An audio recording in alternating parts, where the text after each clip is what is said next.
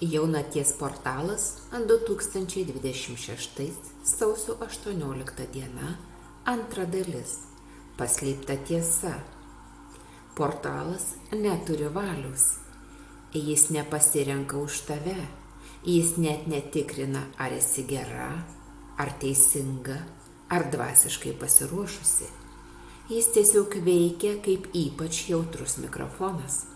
Pagauna tylą arba triukšmą tavo viduje ir paverčia tai garsiu įvykių aidu, kuris gali skambėti visus ateinančius metus.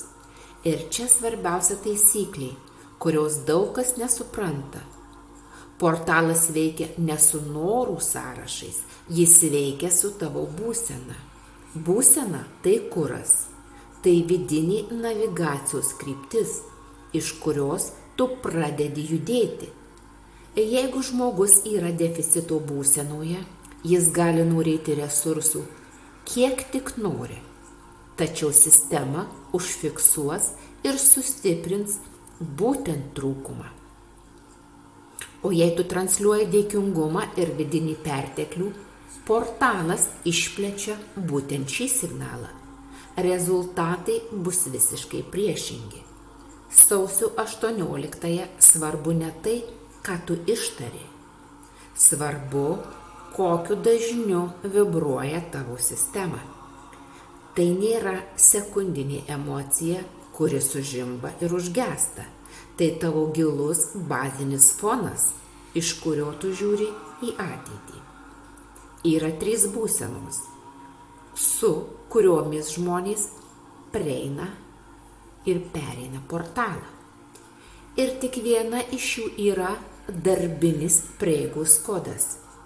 Pirmoji būsena – svoris. Žmogus tiesiog prispaustas praeities. Ir tai ne vien nuoskaudos ir nebaigti santykiai.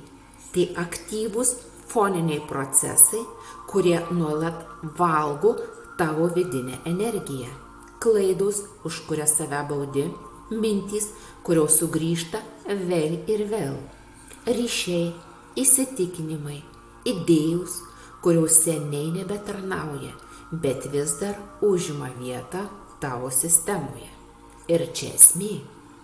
Dėmesys tai vienintelis resursas, kuris nėra atkuriamas. Jeigu tavo dėmesys investuotas į praeitį, tau fiziškai nelieka valiutos, kad apmokėtum įėjimą į ateitį. Toks žmogus tiesiog negali praslysti per portalą. Jis per daug masyvus naujai realybei. Antroji būsena – bėgimas. Tai judėjimų į priekį iliuzija. Žmogus desperatiškai nori naujo gyvenimo, nes senas jam nepakeliamas. Tačiau jis neužbaigė senų ciklų, jis tik pabandė juos išstumti, užmaskuoti kitą veiklą. Tai panašu į bėgimą ant skęstančio laivo denių. Tu judi greitai, bet tavo koordinačių sistema nesikeičia. Judėjimas nuo kažko visada baigėsi susidūrimu su tuo pačiu, tik kitose dekoracijose.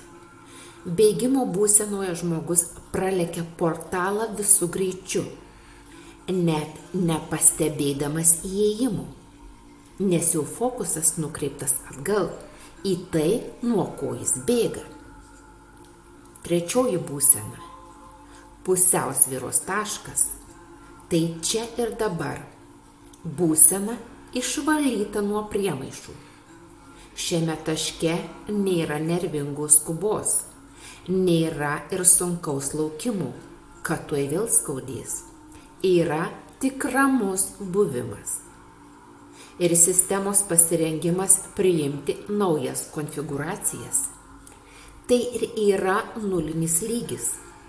Ideali vieta komandų įvedimui, kurios nulems tavo metus.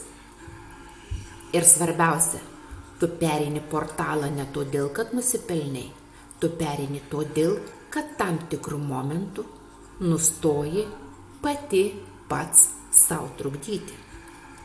Portalas nėra moralės filtras, tai pralaidumo filtras. Jeigu tavo sistema švari nuo vidinio triukšmo, ji tampa skaidri naujam impulsui ir signalas pereina be iškraipimų. Greita diagnostika. Koks tavo statusas šiandien? Prisiminimui pasirink bet kokį aštrų praėjusių metų įvykį. Jeigu jis iki šiol sukelia fizinę reakciją, staigų susierzinimą, suspaudimą krūtinėje ar gėdos dūrį, vadinasi, tu vis dar moki pagal senas sąskaitas.